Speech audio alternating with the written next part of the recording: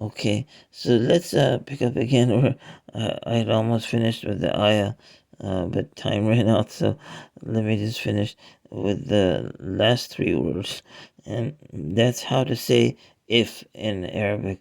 There are three ways, and one of them is in.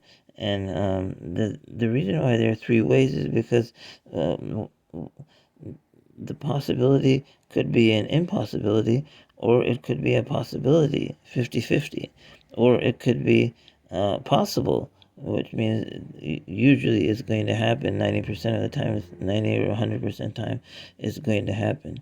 So if it's an impossibility, then the the word low is used, lam, wow.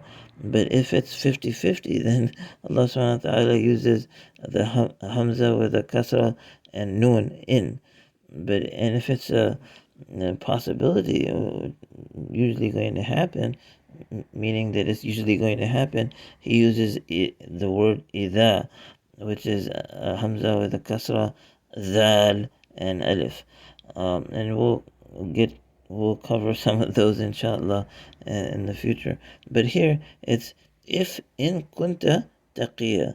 So kunta is like kana is a conjugation of the verb kana, but it's since it's being joined with the second person uh, singular suffix pronoun, instead of kana, because the middle mnemonic is a wow, it becomes kunta. So the ta with the fatha is the suffix singular second person pronoun, um, um, and the the middle mnemonic, which is a wow, disappears, and the only the lemma on the first mnemonic is retained. So kunta, or if you were to use, you were to do that with ada, it would be uzta, or if you were to do it with qala, it would be qulta. So you can see they're so similar, these three verbs. The way you once you know the pattern, then you can just substitute the letters. So if you are, if you were taqiyya. So taqiyya is comes from the what we had covered in Surah Al-Baqarah. It comes from the root wa qaf ya, and it follows the pattern fa'il.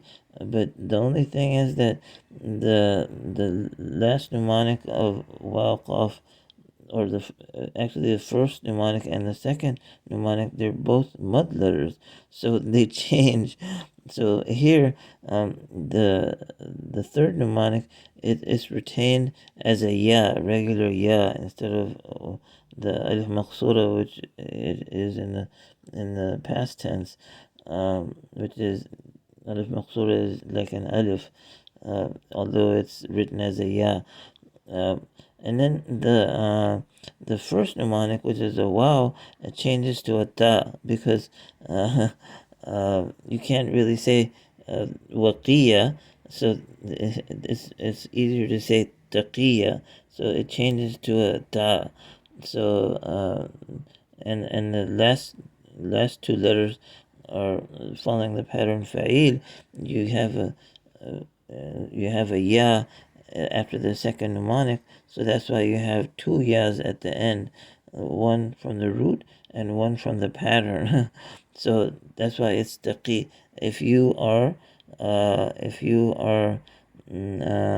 alert of Allah. See, she's saying to the man that's standing in front of her, if you're alert in front of from Allah, then I've been seeking refuge in Him. So be careful. So she's like telling him to be careful. Uh, so if you are alert of Allah, taqiyya.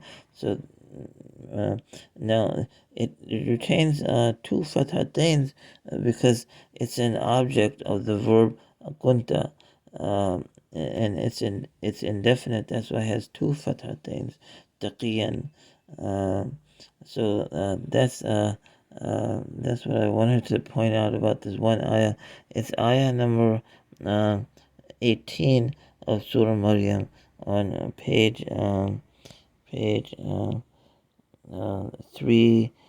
306. So let's stop there, inshallah.